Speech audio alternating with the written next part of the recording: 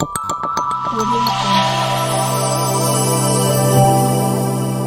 Jungle. नमस्कार and I welcome to Sticky knowledge.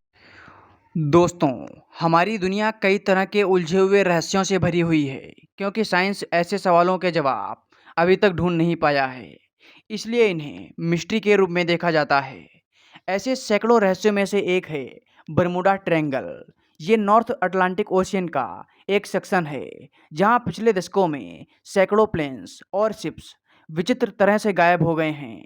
ये Florida के अटलांटिक कोस्ट के बरमूडा और ग्रेटर एंटाइलिस आइलैंड तक त्रिकोण शेप में है, इसलिए इसका नाम बरमूडा ट्रायंगल पड़ा। मिड 19th सेंचुरी से यहाँ अजीबोगरीब घटनाएं हुई हैं। कुछ शिप्स बिना किसी वैलिड रीजन के एकदम खाली पाए गए और कुछ शिप्स का आज तक कोई पता नहीं चल पाया। एयरक्राफ्ट के साथ भी यही कहानी रिपोर्ट होती है। यहाँ तक कि रेस्क्यू मिशंस भी यहाँ से गायब हो जाते हैं। थ्योरीज हैं कि यहाँ सुपर नेचुरल पावर से चीज़ें गायब होती हैं, लेकिन जियोफिजिकल और इन्वायरमेंटल फैक्टर्स इन घटनाओं के लिए ज़्यादा समझ आते हैं। दोस्तों, ये तो रही बरमूडा ट्रायंगल की बात। ऐसे ही एक लेक इंडिया के अरुणाचल प्रदेश में मौजूद है, जिसे लेजेंड्स लोकल बरमूडा ट्रायंगल कहते हैं। आज का वीडियो इसी बात पर आधारित है। हालांकि मैं इस बात का दावा नहीं करता कि ये घटनाएं सुपर नेचुरल कारणों से होती हैं।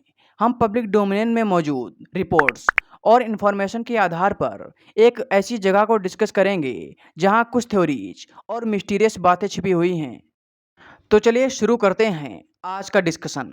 उससे पहले एक रिक्वेस्ट है, यदि आपने अभी तक चैनल को सब्सक्राइब नहीं किया है तो आप सब्सक्राइब कर लीजिए। ये लेक निंग्योंग से 12 किलोमीटर दूर लोकेटेड है। इसे नवांगयोंग लेक भी कहते हैं। इस तालाब को इसका नाम कई कहानियों और थ्योरीज से मिला है। यह जगह भारत के सबसे मिस्टीरियस स्थानों में से एक है। इंडो म्यांमार बॉर्डर पर मौजूद यह लेक रीजन के टंगस ट्राइब का इलाका है। यह वाटर बॉडी 1.4 किलोमीटर लंबी है और 800 मीटर चौड़ी है। इसी जगह पर लेजेंड्स और कहानियों के अलावा वर्ल्ड वॉर 2 के दौरान कई ऐसी घटनाएं हुई हैं जिससे इसे लेक ऑफ नो रिटर्न और हेल्स गेट का नाम मिला। लेकिन इन घटनाओं के पीछे साइंटिफिक रीजंस हैं। चलिए जानते हैं कि इस जगह पर ऐसी कौन सी घटनाएं हुई हैं और इसके पॉसिबल कारण क्या हैं। अरुणाचल प्रदेश के माउंटेन्स के ऊपर का फ्लाइंग जोन एक डेविल्स ट्रायंगल की तरह बन गया है। यहाँ 2001 के बाद से 10 हेलीकॉप्टर गायब हो चुके हैं, लेकिन फिर भी कोई साइंटिफिक स्टडी नहीं की गई। यहाँ पिछले 2 दशकों में एक serving chief minister, defence minister, एक मेजर जनरल और 2 आईएएस ऑफिसर्स के साथ साथ दर्जनों जाने गई हैं।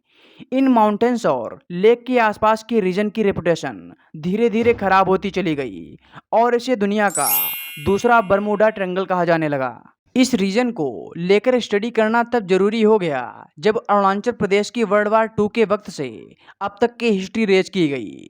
यहाँ मौजूद हिमालयन माउंटेन्स में एलाइड फोर्सेस के कई एयरक्राफ्ट गायब हो गए। यूएस डिफेंस डिपार्टमेंट ने एस्टीमेट में बताया है कि करीब 400 एलाइड पायलट इन क्रैशेस में मारे गए हैं। इसका मुख्य रीजन इस रूट पर पुअर विजिबिलिटी को बताया गया है। अरुणाचल प्रदेश के ऊपर का एरिया अमेरिकन एयरक्राफ्ट द्वारा चाइनीज फोर्सेस को सप्लाई देने के लिए इस्तेमाल किया जा रहा था।